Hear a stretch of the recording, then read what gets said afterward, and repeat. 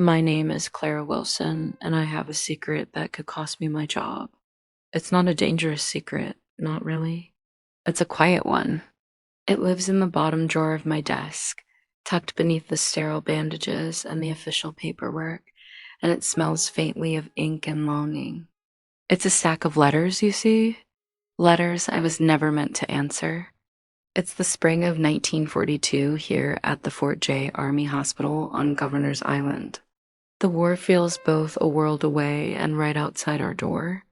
From this very window, I can watch the convoys forming in the New York. Harbor great gray beasts of ships sliding past the Statue of Liberty, their decks crowded with boys who look far too young to be, carrying rifles.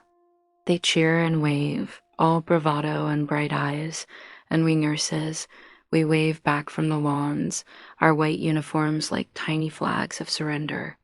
We smile, but our hearts are in our throats, because we know what awaits them. We are the first stop for what comes back, but that's the daytime, the official time. The time for needles and sutures, for bedpans and brave faces. My secret happens after dark, when the last bedpan has been emptied, the last temperature taken, and the ward settles into the rhythmic symphony of sleep and soft suffering.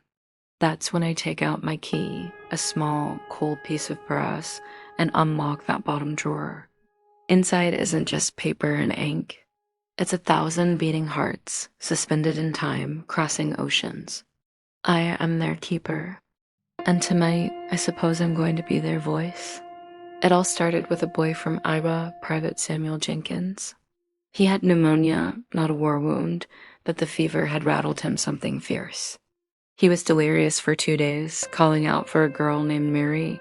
When he finally came to, his eyes, clear and blue as a summer sky, were filled with a terror deeper than any infection. He had a letter from her clutched in his trembling hand. He thrust it at me. "Nurse Clara," he whispered, his voice raspy and raw. I can't. I can't. You read it. If she's found someone else, if she's given up on me, you just tell me, straight." So I did. I sat on the stuffed chair beside his bed, the starched canvas of my uniform sighing with me, and I opened the envelope.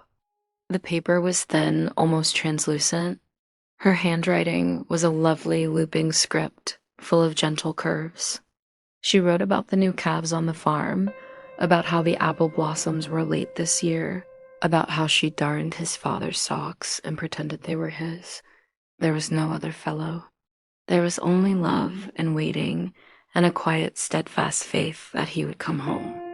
When I finished reading it aloud, the relief that washed over Samuel's face was more profound than any medical miracle I'd ever witnessed. He didn't cry. He just closed his eyes, a single tear escaping down his temple, and he smiled. "She's waiting," he breathed. "She's really waiting." After that, I became more than a nurse. I became a scribe, a confessor, a bridge. For the boys whose hands were swaddled in gauze, I would read their letters from home. For the ones whose spirits were too bruised to form words, I would write their letters back. I'd find the words for their fear, for their love, for the parts of them that were too broken to speak. It was a sacred thing. And then, one rainy Tuesday, I found a letter that had been misfiled.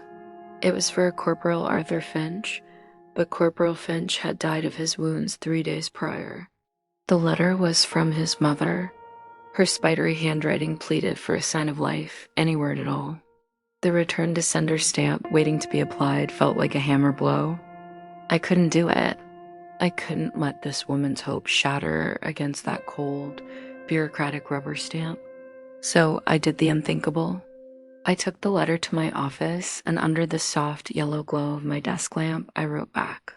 "Dear Mrs. Finch," I began, my pen feeling heavier than any surgical tool. "Your son Arthur was under our care. He spoke of you often, of your rhubarb pie that he claimed could win any war. I told her he was comfortable. I told her he was brave. I told her he was not alone. It wasn't entirely the truth, but it was a truth, the truth she needed to survive. When her reply came, filled not with anger, but with tear-stained gratitude, I knew my path in this war had irrevocably changed. I had become a secret postmaster, a weaver of comfort, a keeper of the stories that happened in the quiet spaces between the headlines. This ledger you're hearing now, it's where I keep them all. This is not just my story. It's the story of the words that carried us through. April 17th, 1942. The air tonight is thick with the smell of salt and blooming hyacinths. It's a strange, beautiful combination, the timeless scent of the sea meeting the fragile perfume of spring. My window is open just a crack, and I can hear the distant, mournful groan of a foghorn. It's a lonely sound, but it's a real one. It grounds me. The ward is quiet. Most of the boys are sleeping. The only light comes from the dim bulb over the nurse's station and the faint glow of the city reflecting off the low clouds. I can hear the soft, rhythmic breathing of the men, the occasional creak of a bed spring, the whisper of the night orderly's shoes on the polished linoleum. It's in the stillness that the war feels closest somehow. Not the noisy, explosive war, but the quiet, internal one. Tonight, I was writing a letter for a young man from Brooklyn, Private Angelo Rossi, shrapnel in his leg. A talker, always joking, but when it came to writing to his girl, Rosa, he clammed up. "I don't got the words, Nurse Clara," he'd say, shrugging, a flush creeping up his neck. "What am I gonna say? Hey, Rosa, my leg hurts. Wish you were here." It sounds dumb. So I pulled up a chair, my notepad on my knee. "Then don't use your words, Angelo. Use your memories. Tell me about her." He closed his eyes, a slow smile spreading across his face. "She's got this laugh. It's like, I don't know, like all the bells in the city ringing at once. We'd go to Coney Island, and she'd always beat me at the shooting gallery. Can you believe that? Me? A soldier? She'd win me a stuffed bear and laugh that laugh." He went on, his voice losing its Brooklyn edge and becoming soft, dreamy.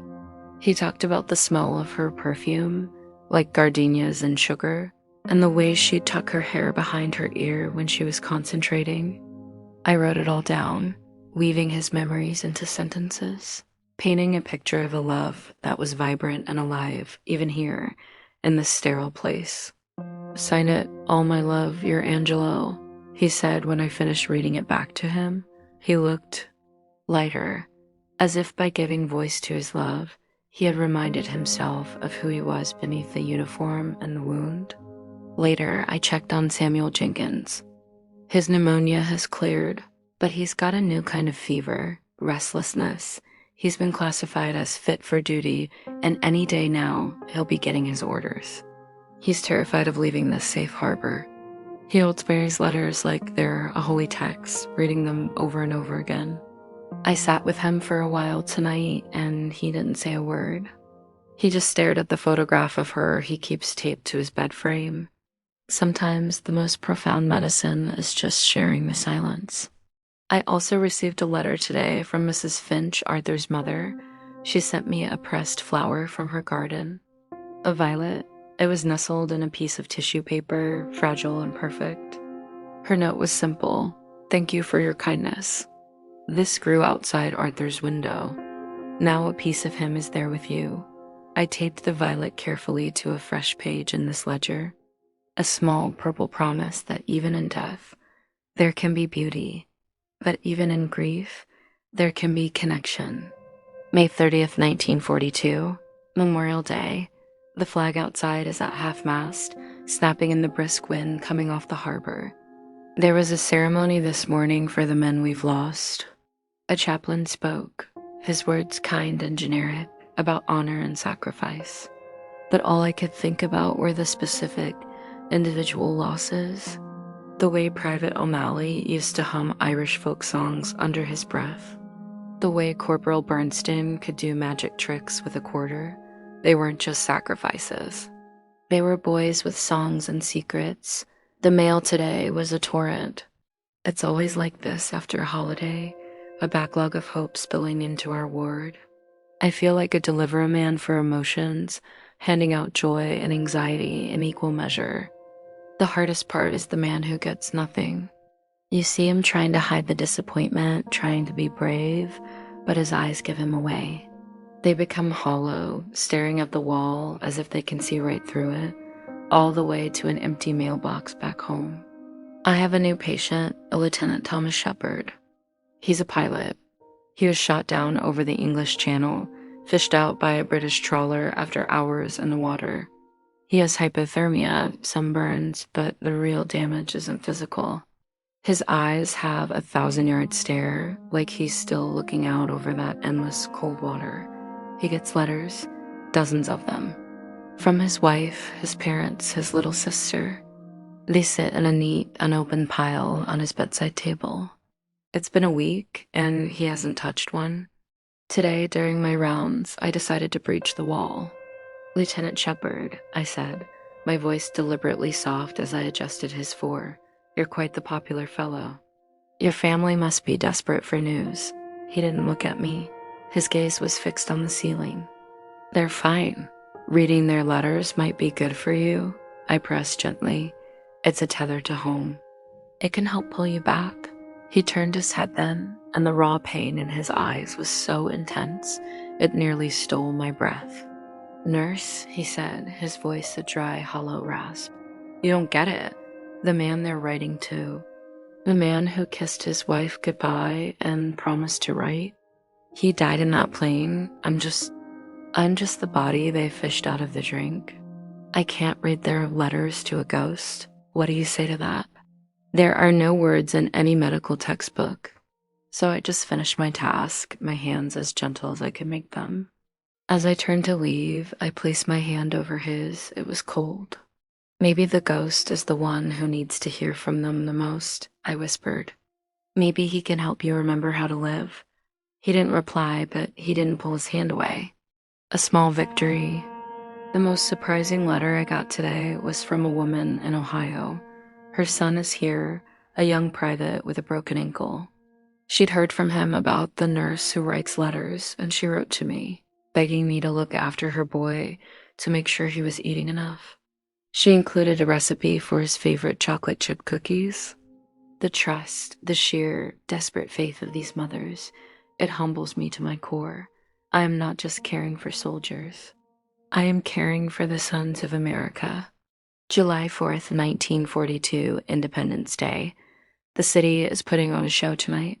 Even from here, we can see the fireworks exploding over the skyline, great blooming flowers of red, white, and blue, followed by the distant, muffled thumps.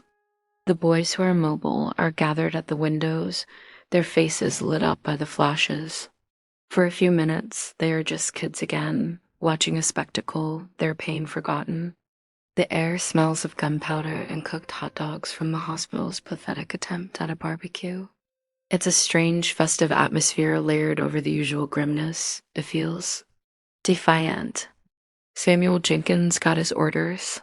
He ships out next week to a replacement depot, and then it's anyone's guess. The fear is back in his eyes, but it's different now. It's a sober adult fear. He asked me to help him write one last letter to Mary. He wanted it to be perfect, he said, a letter to last. We worked on it for an hour. He didn't want to talk about the war or his fear. He wanted to talk about the future. He dictated plans for their farm, the kind of house he'd build for her, the names they'd give their children. He was building a world with his words, a world so solid and real and good that maybe, just maybe, it would be waiting for him on the other side of all this. When we finished, he signed it himself, his hand trembling only a little. He sealed the envelope with a sort of finality that broke my heart. "You'll look after her, won't you, Nurse Clara?" he asked, his voice low. "I mean, if I don't, you'll write to her? You'll tell her everything I couldn't say?" I nodded, my throat too tight to speak. I had become his insurance policy, his guardian of last words. The weight of that responsibility settled on my shoulders, heavy and cold. Later, I saw Lieutenant Shepard. He was sitting up in bed, and he was holding a letter. It was open in his hands. He wasn't reading it, just holding it, tracing the handwriting with his finger. It was from his little sister. I didn't say a word. I just smiled at him as I passed, and for the first time, I saw a flicker of something in his eyes that wasn't horror. It was recognition. He was starting to find his way back to the shore. September 2nd, 1942.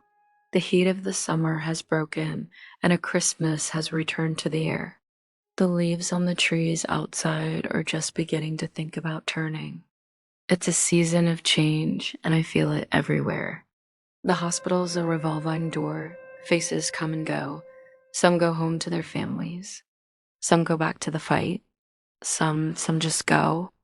I haven't heard from Samuel Jenkins since he left. The silence is a presence in my office, a ghost at my shoulder. I check the casualty list with a dread that is becoming a familiar part of my daily routine. So far, his name hasn't been there. I cling to that. Lieutenant Shepard, Tom, he's asked me to call him now, is a different man. He's reading all his letters voraciously as if making up for lost time.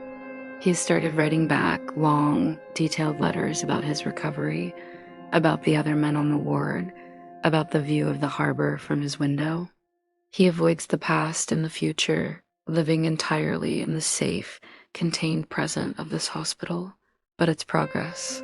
Today, he even laughed at a joke one of the orderlies told. The sound was so foreign coming from his bed that everyone turned to look. It was a good sound. I've started a correspondence with Arthur Finch's mother, Eleanor. It's no longer just about her son.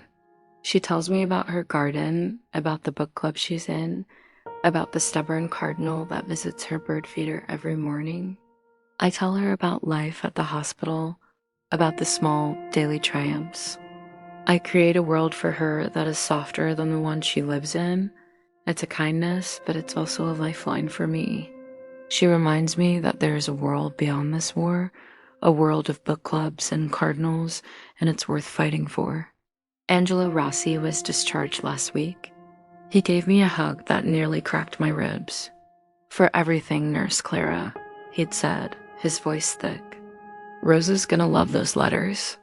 You got a real way with words. He promised to name his first daughter after me. I told him he'd better check with Rosa first. He just winked and limped off down the hallway, a boy from Brooklyn walking back into his life. My secret work continues. I am now writing to 3 other families of boys we've lost. It's a delicate, heartbreaking dance. I never lie, not outright. I talk about their son's courage, his kindness to the other men, the small comforts we were able to provide. I give them a narrative of a noble end because the brutal, clinical truth is a burden no mother should have to bear. I am a weaver of gentle fictions, a builder of gentle graves. Sometimes in the deep of the night, I wonder about my own life, the one I had before. The dates I might have gone on, the quiet, ordinary love I might have found. It feels like a story about another person, this hospital, this desk, this ledger.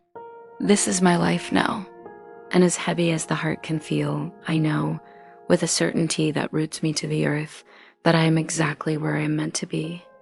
November 26, 1942, Thanksgiving. The hospital tried its best.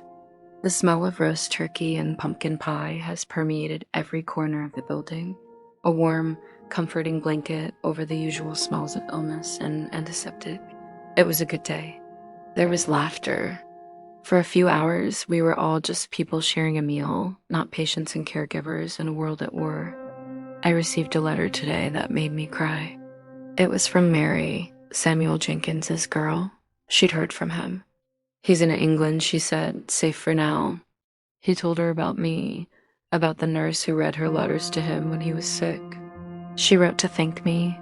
Her words were so full of simple, earnest gratitude that the page was almost glowing with it.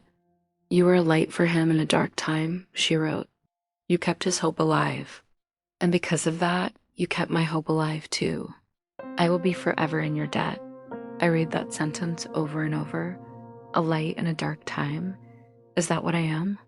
I just feel like a woman doing her job, and then some But her perspective, it shifted something in me. This isn't a secret shame, it's a secret service. A different kind of duty. Tom Shepard joined us for Thanksgiving dinner in the mess hall.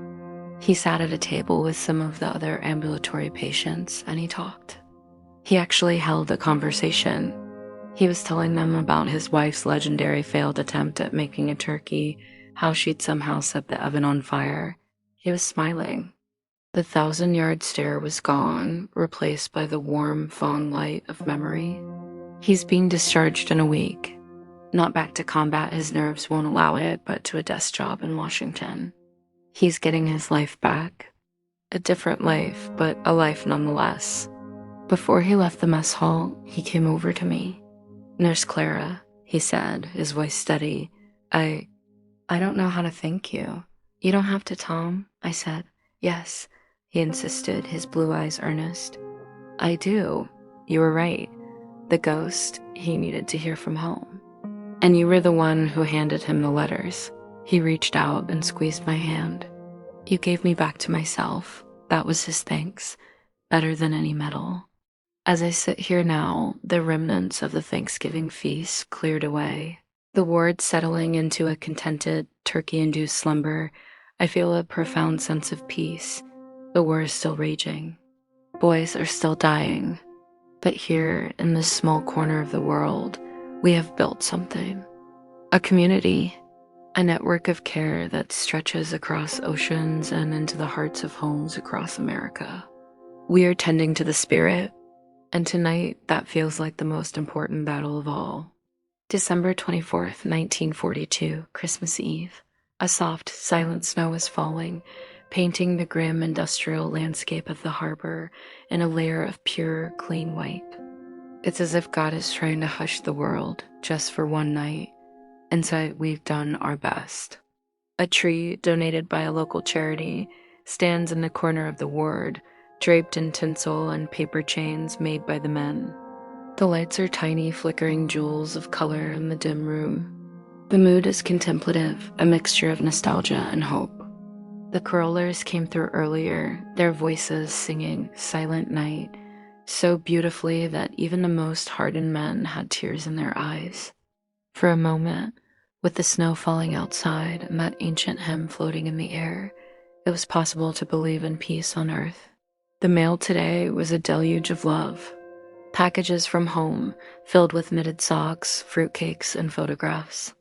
I was Santa Claus in a nurse's cap, delivering these precious tokens. The joy on a man's face when he gets a letter from home is a pure, uncomplicated thing. It's the look of a soul remembering its pain. And then there was a package for me. It was from Tom Shepard from Washington. It was small, wrapped in simple brown paper. Inside was a book. A beautiful, leather-bound volume of poetry by Emily Dickinson. There was a note tucked inside. "Dear Clara," it began, and my heart did a little flip at the use of my first name. "I thought you should have a new book to write in. One for your own words, not just everyone else's.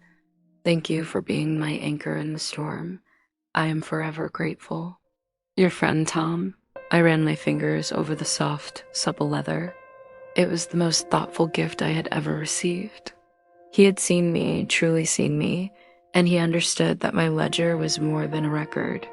It was a vital organ. I opened it to the first page. It was blank, full of potential. I would use it, but not yet. This one felt different, special. The highlight of the evening was a phone call. The hospital has one telephone for patient use, and the line is always long on Christmas. But tonight, they set up a speaker so the boys who couldn't get out of bed could hear. One by one, men talked to their families, their voices cracking with emotion, shouting, "I love you," into the static-filled line. It was chaotic and beautiful and heartbreaking all at once. Private O'Brien, a young red-headed kid from Boston, was talking to his mother. He was trying so hard to be brave, to sound strong. "Yeah, Ma, I'm fine.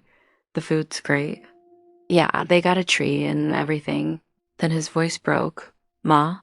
Ma, I miss you." He started to sob, great heaving sobs that shook his whole body. No one laughed, no one teased him.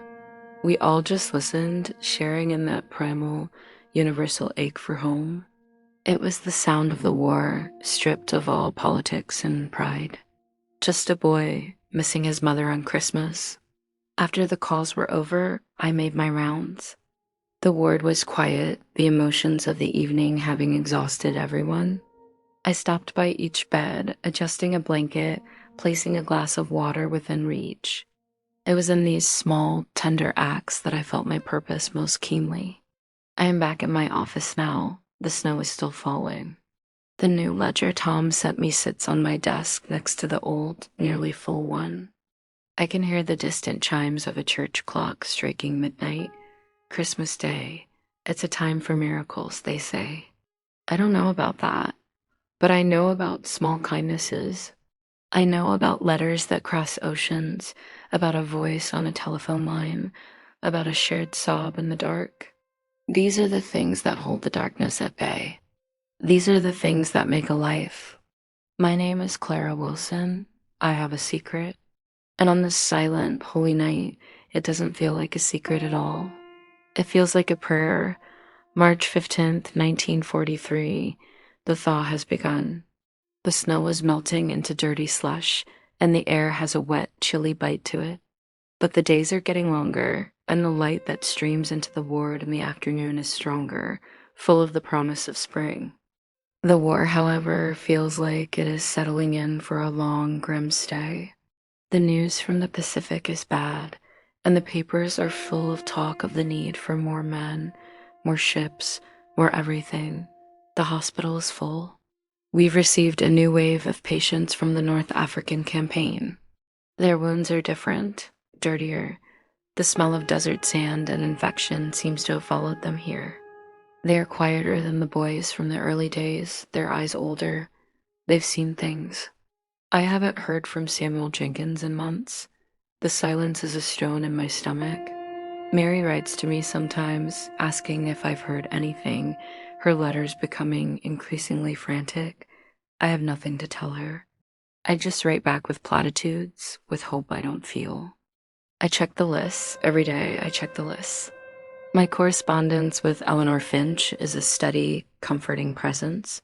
She sent me a packet of seeds for my windowsill. So you can grow something, she wrote. Something that requires only light and water, not blood and tears. I planted them in a tin can. Little green shoots are just beginning to appear. A tiny rebellion against the ugliness. The new patients, they are harder to reach. There's a Sergeant Miller, a Marine from Guadalcanal.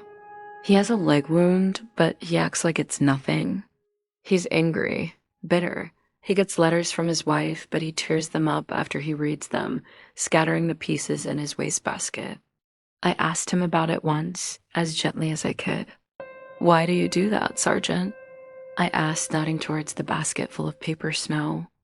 He glared at me, his eyes like flint. "Because it's lies, nurse, all of it. She writes about the new curtains, about the neighbor's dog. It's all normal. And there's nothing normal left in the world. Not after what I've seen. She doesn't get it. She can't. So why pretend?" I had no answer for him. He was building a wall out of his pain, and I didn't know how to scale it. Some wounds are beyond my ability to heal. Some letters can't be written. Tom writes to me from Washington. His letters are funny, wry commentaries on the bureaucracy of the War Department. He's doing well. He's found his footing. His letters are a glimpse into a sane world, a world of paperwork and petty rivalries, and I cherish them. He always signs them, "Your friend, Tom." I find myself looking forward to his letters more than I care to admit. The work is getting to me. The relentless parade of broken bodies, the constant, low-grade fear, the weight of all these secrets. I feel thin, like butter scraped over too much bread. I look at the new, empty ledger Tom gave me. I'm afraid to start it. Starting it feels like admitting this war will go on long enough to fill it. June 10th, 1943. The heat is back, oppressive and humid. The windows in the ward are thrown open, but no breeze comes through. The men lie in their beds, listless, their sheets damp with sweat. The smell is worse than the heat sickness, has a scent that clings to the back of your throat.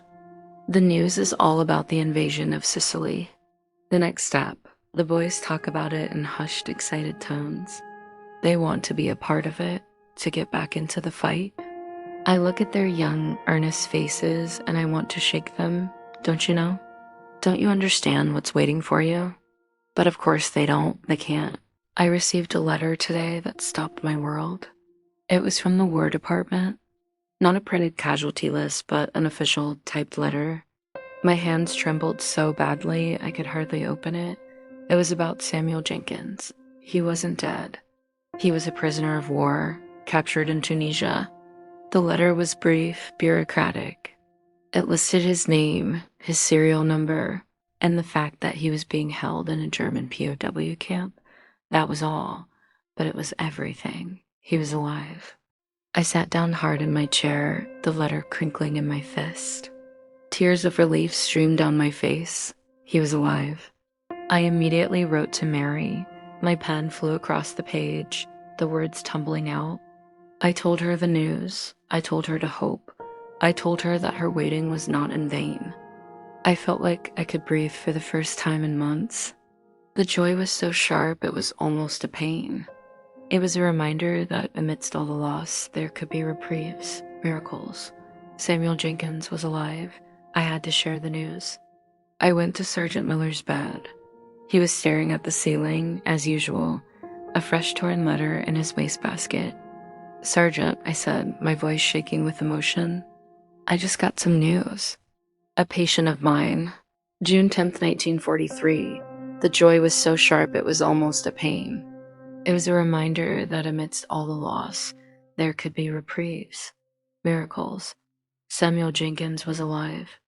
I had to share the news. I went to Sergeant Miller's bed. He was staring at the ceiling, as usual, a fresh torn letter in his wastebasket. "Sergeant," I said, my voice shaking with emotion, "I just got some news. A patient of mine from a long time ago. He was missing, presumed dead. They just found out he's a prisoner. He's alive." Miller turned his head slowly, his flinty eyes regarding me with skepticism.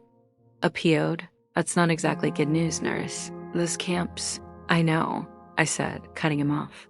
I didn't want to hear the realities. Not now. But he's alive. That means there's a chance. It means his girl back home, his family, they have something to hold on to. They have a future again. He was silent for a long moment, then grunted, looking back at the ceiling. Lucky for some, I guess. It wasn't much, but it was a crack.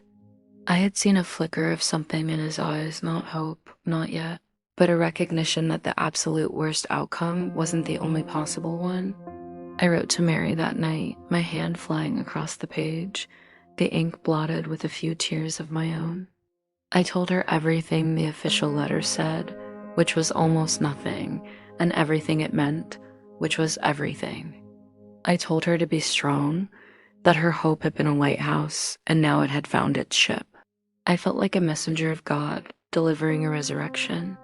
The news seemed to change the very air of my office. The tiny green shoots from Eleanor's seeds seemed to stand a little taller. The empty ledger from Tom no longer felt like a threat, but a promise. I opened it that night. On the first page, in my best handwriting, I wrote, June 10th, 1943. Today we learned that Samuel Jenkins is alive. Remember this day. Remember that hope is a weapon. September 15th, 1943. The news from Italy is grim. The invasion of the mainland is proving to be a brutal, bloody business. The boys who arrive now have a weary acceptance in their eyes. The bright-eyed bravado of 1942 is gone, replaced by a grim professionalism. They've seen the elephant, as they say, and it's uglier than they ever imagined. Sergeant Miller has become my project, a frustrating, infuriating, heartbreaking project. His physical wounds are healing, but the wall around him remains. His wife, Helen, still writes every week. And every week, he still tears the letters up. But I noticed something. He doesn't throw the pieces away immediately anymore. He holds the torn fragments in his hand for a minute, sometimes two, just staring at them before letting them fall into the bin. It was a ritual, a painful, angry ritual, but a ritual nonetheless. He was engaging with them in his own broken way. Today, I tried a different tactic. I didn't bring him his letter. I left it at the nurse's station. When I made my afternoon rounds, he was agitated. "Nurse," he barked. "Where's my mail?" I kept my face neutral. "It's at the station, Sergeant." "I can bring it if you'd like." He scowled. "Yeah, I'd like." I brought him the envelope. He took it, his movement jerky. He didn't tear it up. He just held it, turning it over and over in his hands. The silence stretched between us, thick and heavy. "She sent a photograph last month," he said suddenly, his voice low, almost a growl. "Of the baby. I've never seen him." "He's got my ears," she said. My heart ached for him. "What's his name, Sergeant?" "James," he said, the name coming out as a sigh. After her father. He looked at me, and for the first time, the anger in his eyes was mixed with a profound, bewildered sorrow. "How can I write to her, nurse? How can I tell her about the things I've done? The things I've seen? I'm not the man she married. I'll never be that man again." "That man wouldn't recognize the one sitting in this bed. Maybe you don't have to tell her those things," I said softly, pulling up a chair. "Maybe you just have to tell her about James's ears. Maybe that's where you start. Not with the man you were or the man you are now, but with the father you're going to be." He looked down at the unopened letter, his jaw working. He didn't reply, but when I left his bedside an hour later, the letter was still in his hand, intact. Progress. It doesn't always look the way you think it will. Sometimes it's just a man deciding not to destroy a letter. December 20th, 1943. Another Christmas approaches. The world feels weary. The war grinds on, a monstrous machine consuming youth and hope at an alarming rate. The hospital is full of a new kind of casualty, not just the physically wounded, but the psychologically shattered. They've started sending psychiatrists, but what can they do? They can't unsee what these boys have seen. I received a Christmas card from Tom. It was simple, just a painting of the Washington Monument in the snow. But inside, he'd written something that made my breath catch. "Clara, I find myself thinking of your voice more often than is probably proper. The way it sounded in the quiet of the ward, calm and sure, like a steady hand in the dark. This war has taken so much, but it brought me the sound of your voice. For that I will be forever grateful. I hope to hear it in person again one day soon. Yours, Tom." Yours, Tom. I read those two words over and over. They felt like a key turning in a lock I didn't even know was closed. It was the first time I had allowed myself to think of a future for me, not just for the boys in my care. A future that might include a man's voice and a life beyond these walls. Sergeant Miller wrote a letter today. He didn't ask for my help. He did it himself. He sat at the small table in the common room, his big, scarred hands clumsy around the pen, his brow furrowed in concentration. He wrote for almost an hour. When he was done, he didn't show me. He just sealed the envelope, addressed it, and gave it to the orderly for the post. But he caught my eye as he walked back to his bed, and he gave me a single, slow nod. It was the most profound conversation we'd ever had. The letter to Helen was sent. A bridge, however fragile, had been built across the chasm of his pain. I've been working on a special project. With the help of a sympathetic orderly who's good with a camera, I've started taking portraits of the men. Nothing formal, just them in their beds or sitting by the window smiling. I send the photographs home with their letters. It's a different kind of medicine, proof of life, a face to hold on to. The family's gratitude is overwhelming. They write back, thanking me for the piece of you I sent them. It's becoming too much for one person. My secret is stretching at the seams. I've had to take on an assistant, a young, bright-eyed volunteer named Doris. I was nervous at first, sharing my mission, but she has a good heart. She now handles the reading and writing for the men with minor injuries, freeing me to focus on the more complex cases. The Serpentine Millers and the Silent Shattered Souls. The secret is now a conspiracy of two. It feels good to not be alone in it. June 6, 1944, D-Day. The word came over the wireless in the mid-morning. The invasion of France has begun. A massive, audacious assault on the beaches of Normandy. The news was met with a stunned silence in the ward, followed by a burst of chaotic, nervous energy. The boys who are mobile crowded around the radio, their faces a mixture of excitement, fear, and a fierce pride. My first selfish thought was of Samuel Jenkins. Was he still in that POW camp? Was this invasion his salvation? My second thought was a wave of pure, cold dread. We all knew what this meant. The casualties would be beyond anything we had seen before. The hospital went on immediate high alert. We spent the day clearing out storage rooms, setting up extra cots, sterilizing every piece of equipment we had. The air crackled with a grim, determined energy. We are the second front, the one that catches the pieces. I saw Sergeant Miller standing by the window, looking out at the harbor, now empty of the great convoys that had been gathering for weeks. He stood ramrod straight, his hands clenched into fists at his sides.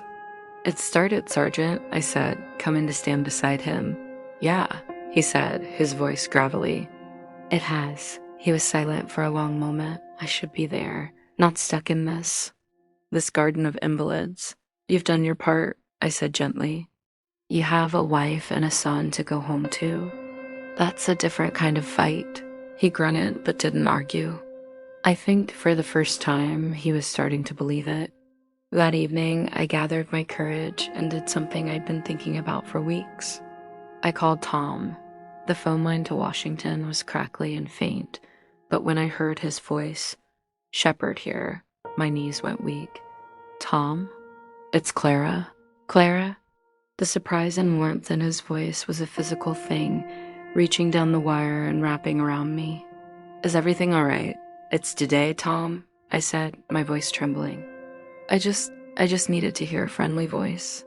A voice from the future. I could hear him breathing on the other end of the line.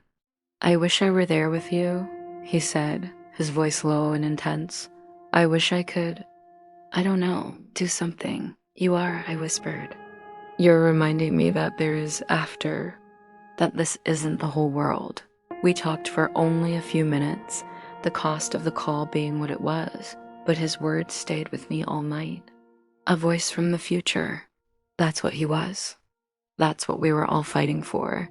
The waiting is the worst part. The silence from Europe is deafening. We know the storm is coming. We are just waiting for the first drops of rain. July 18th, 1944, the storm has arrived. For the past week, the ships have been coming back. Not the proud, empty transports that took the boys away, but hospital ships painted white with giant red crosses, their decks stacked with broken men. They come day and night, a relentless, heartbreaking parade. The hospital is a madhouse. We are operating on a triage system. The hallways are lined with stretchers, men moaning, crying, or lying in a terrifying, shock-induced silence. The smell is indescribable, a mix of blood, sweat, mud, seawater, and the sharp, sweet scent of gangrene. The sounds are a symphony of suffering, a constant, low hum of pain beneath the clipped, urgent voices of the doctors. I work until I can't feel my feet. I work until the world blurs at the edges. I change dressings that are soaked through with blood. I hold the hands of boys who are dying, whispering lies to them about seeing their mothers soon. I write down last messages, my hands shaking, the words barely legible. There is no time for my ledger. There is no time for gentle letters. There is only the raw, immediate, overwhelming need. January 15th, 1945. The war has entered a new, bitter phase. The Battle of the Bulge has shocked everyone with its ferocity and the sheer number of American casualties.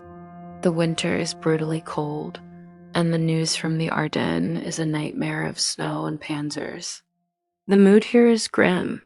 The hope that the war would be over by Christmas has been extinguished, replaced by a weary resignation that it might go on forever. But amidst the darkness, there are pinpricks of light. Angelo Rossi was discharged last week. He gave me a hug, careful on his new leg. "You're the best, Nurse Clara," he'd said. "You tell my story better than I do." He promised to send me a photograph from his wedding. I believe he will. And today, the greatest miracle of all occurred. I was doing my evening rounds when I saw a commotion at the main entrance. An orderly was wheeling in a new patient. He was thin, so terribly thin, his face gaunt and pale, his eyes huge in their sockets. But I would know those blue eyes anywhere. It was Samuel Jenkins. He was free, liberated from his POW camp by advancing Allied forces. He was suffering from malnutrition and dysentery, but he was alive. He was here. I rushed to his side, my professional composure utterly gone. "Samuel," I breathed. He focused on me, and a slow, weary smile spread across his face. "Nurse Clara," he whispered, his voice a dry rustle. "I told you I'd make it back." I couldn't speak. I just held his hand, tears streaming down my face. I had written to Mary immediately. She was on her way from Iowa.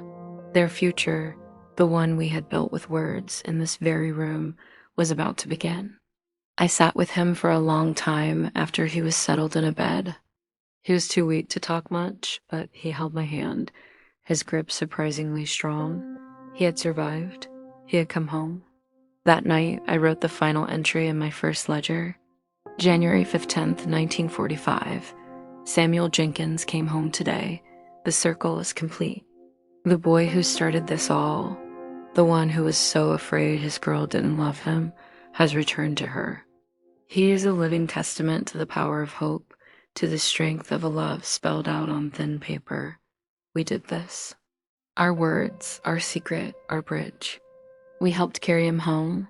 I closed the ledger. It was full. A chronicle of 3 years of war, written in ink and tears and hope. April 12th, 1945, the world has gone quiet.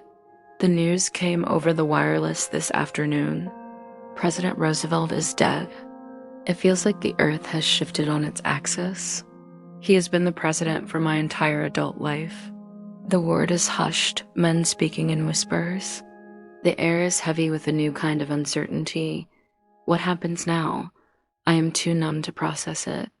I feel adrift. May 8th, 1945, VE Day. Victory in Europe. The war is over on this side of the world. The news sparked a celebration that I thought this weary city no longer had the energy for. The sound of cheering, of car horns, of church bells is rolling across the water from Manhattan, a colossal, joyous roar. Here in the hospital, it's more subdued. There is relief, of course, but also a deep, profound sadness for the boys who didn't make it to this day. We are still caring for the wounded from the final push into Germany.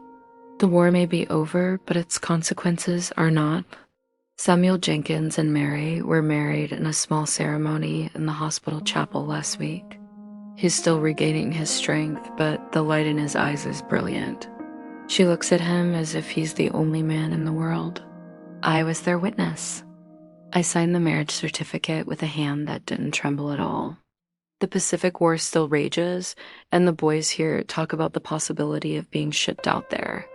The fear hasn't ended, it's just changed its address. But for tonight, we celebrate. We passed out extra dessert. We played music on the wireless. We let the joy, however complicated, wash over us. Tom called me. He's coming to New York. He has leave. He asked if he could see me, not at the hospital, for dinner. A real dinner. I said yes. January 15th, 1945. The war has entered a new, bitter phase. The Battle of the Bulge has shocked everyone with its ferocity and the sheer number of American casualties. The winter is brutally cold, and the news from the Ardennes is a nightmare of snow and panzers. The mood here is grim. The hope that the war would be over by Christmas has been extinguished, replaced by a weary resignation that it might go on forever. But amidst the darkness, there are pinpricks of light. Angelo Rossi was discharged last week. He gave me a hug, careful on his new leg. "You're the best, Nurse Clara," he'd said. "You tell my story better than I do." He promised to send me a photograph from his wedding. I believe he will. And today, the greatest miracle of all occurred. I was doing my evening rounds when I saw a commotion at the main entrance. An orderly was wheeling in a new patient. He was thin, so terribly thin, his face gaunt and pale, his eyes huge in their sockets. But I would know those blue eyes anywhere. It was Samuel Jenkins. He was free, liberated from his POW camp by advancing Allied forces. He was suffering from malnutrition and dysentery, but he was alive. He was here. I rushed to his side, my professional composure utterly gone. "Samuel," I breathed. He focused on me, and a slow, weary smile spread across his face. "Nurse Clara," he whispered, his voice a dry rustle. "I told you I'd make it back." I couldn't speak. I just held his hand, tears streaming down my face. I had written to Mary immediately. She was on her way from Iowa. Their future, the one we had built with words in this very room, was about to begin. I sat with him for a long time after he was settled in a bed. He was too weak to talk much, but he held my hand, his grip surprisingly strong. He had survived. He had come home. That night, I wrote the final entry in my first ledger. January 15th, 1945. Samuel Jenkins came home today. The circle was complete. The boy who started this all, the one who was so afraid his girl didn't love him, has returned to her. He is a living testament to the power of hope, to the strength of a love spelled out on thin paper. We did this. Our words, our secret, our bridge. We helped carry him home. I closed the ledger. It was full. A chronicle of 3 years of war written in ink and tears and hope. April 12th, 1945, the world has gone quiet. The news came over the wireless this afternoon. President Roosevelt is dead. It feels like the earth has shifted on its axis. He has been the president for my entire adult life. The word is hushed, men speaking in whispers. The air is heavy with a new kind of uncertainty. What happens now? I am too numb to process it. I feel adrift. May 8th, 1945 EE Day. Victory in Europe. The war is over on this side of the world. The news sparked a celebration that I thought this weary city no longer had the energy for. The sound of cheering, of car horns, of church bells is rolling across the water from Manhattan, a colossal, joyous roar. Here in the hospital, it's more subdued. There is relief, of course, but also a deep, profound sadness for the boys who didn't make it to this day. We are still caring for the wounded from the final push into Germany. The war may be over, but its consequences are not. Samuel Jenkins and Mary were married in a small ceremony in the hospital chapel last week. He is still regaining his strength, but the light in his eyes is brilliant. She looks at him as if he's the only man in the world. I was their witness. I signed the marriage certificate with a hand that didn't tremble at all. The Pacific War still rages, and the boys here talk about the possibility of being shipped out there. The fear hasn't ended, it's just changed its address. But for tonight, we celebrate. We passed out extra dessert. We played music on the wireless. We let the joy, however complicated, wash over us. Tom called me. He's coming to New York. He has leave. He asked if he could see me, not at the hospital, for dinner. A real dinner. I said yes. August 14th, 1945, EJ Day. The war's over. All of it. The celebration makes VE Day look like a quiet tea party. The city has utterly erupted. From the island, we can see the crowds pouring into Times Square, a river of humanity, screaming, laughing, crying, kissing. The sound is a living thing. In the ward, we are crying and hugging. Orderlies are dancing with nurses. Patients who can are out of their beds, pounding each other on the back. It is a frenzy of pure, unadulterated relief. It's over. It's really over. I am sitting in my office, the sounds of the party drifting in. I am too stunned to move.